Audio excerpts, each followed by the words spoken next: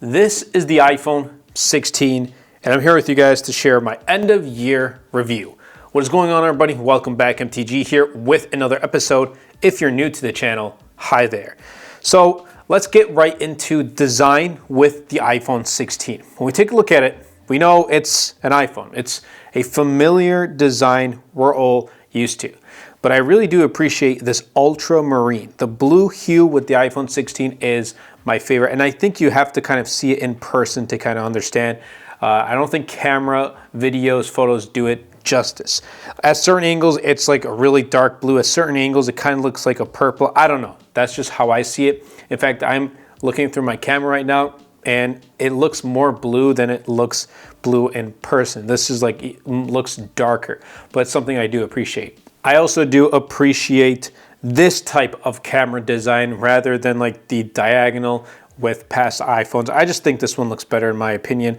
During my time of using this, because this is a part of the design, the camera control, I don't use it. I'm being completely open with you guys. I don't use it. I've at this point disabled it. I just don't really care for it. I tried at the very beginning, tried to implement it in my workflow, but it just didn't work. Like I just didn't really have the need to. But display is great. Now it's 60 Hertz and I've gotten used to it, but I can tell the difference between this and the iPhone 16 Pro. Since I use the 16 Pro so often, I can tell the difference. However, display quality itself is great. It gets bright, it's vivid, the clarity is all really well. If you're using it for content consumption especially, you're not gonna have any issues with the display on the iPhone 16. It also does feel very light to hold in the hand. Granted, I am rocking these cases to kind of, keep it from getting scratched and dinged up. And these cases are from Banks. I'll be leaving a link in the description down below. This one particularly is my favorite one. It's the Istanbul case. I think this one represents who I am the best, and that's kind of why I like it. Banks has a bunch of other city cases as well, but this one is my absolute favorite. I did live in Istanbul for 3 years. Great city, beautiful city. I think it's one of the best cities in the world. So getting back into design, it's nothing too flashy or there's nothing new that's striking and something that wows you, but it's an iPhone. It's an iPhone design. And I think so far, it's good. If it ain't broke, don't fix it type of thing. Moving on to the software and the performance. iOS 18.2 is the current iOS I have installed. I've had previous iterations of iOS 18 on this. And on a day-to-day basis, I haven't really noticed anything too much in terms of like issues or bugs or anything like that. So it's been pretty decent. With iOS 18.2, we did get some introductions into Apple Intelligence. We got some new things like summarization for messages and emails and all that good stuff. I don't really use those too often. I mean, they're turned on, but it's just like, I don't really pay attention to it too much. It's not like, it hasn't really changed my workflow or anything in a positive way. It's just kind of neutral. If it's there, cool. If it's not, cool. Like it's okay.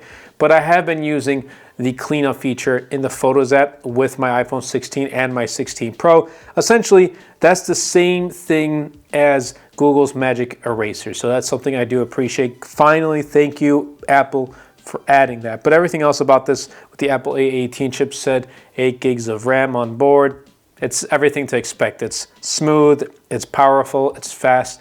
The software and the performance, it's great. And with iOS 18, we'll probably be getting, 5-6 more years of software updates. That's usually where Apple tends to kind of stick around with software updates. At the very minimum, 5 more years of software updates. But if you do pick up this device, it's definitely going to last you a pretty long time. And again, like I said, I've had this since its launch, and I've come across no issues or bugs, anything of that sort. In the camera department, I think Apple did a very good job because obviously this is not the Pro, so you don't want to give all the Pro features to this iPhone 16, but they've kind of given us what exactly we need. With this dual camera setup, and I prefer the second lens being ultra wide versus telephoto, just my personal preference. I think they did a good job in that aspect. But the photos and the videos are great. They're consistent and they're very reliable. I truly think at this point in the video, I kind of want to say it that iPhone 16 is pretty much like 85–90% of what the iPhone 16 Pro has to offer. So if you don't need that like extra 10% of the Pro features, this is going to suffice. And if you have this phone, you're debating like, oh, I want to start content, but I'm hesitant. I don't have a camera. I don't have audio. I don't have this. I don't have that.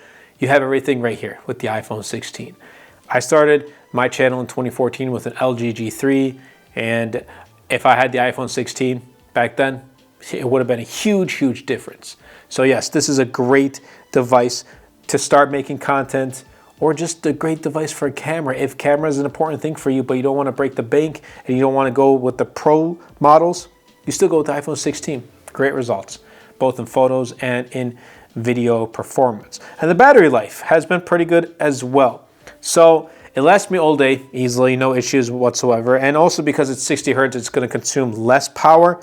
Again, something I appreciate in that term, but the fact that it's not 120 hertz is a little disappointing. Again, like I said, I've gotten used to it, but it could have been there. Hopefully it'll be here with iPhone 17 next year, or if you're watching this 2025 when it does come out in September.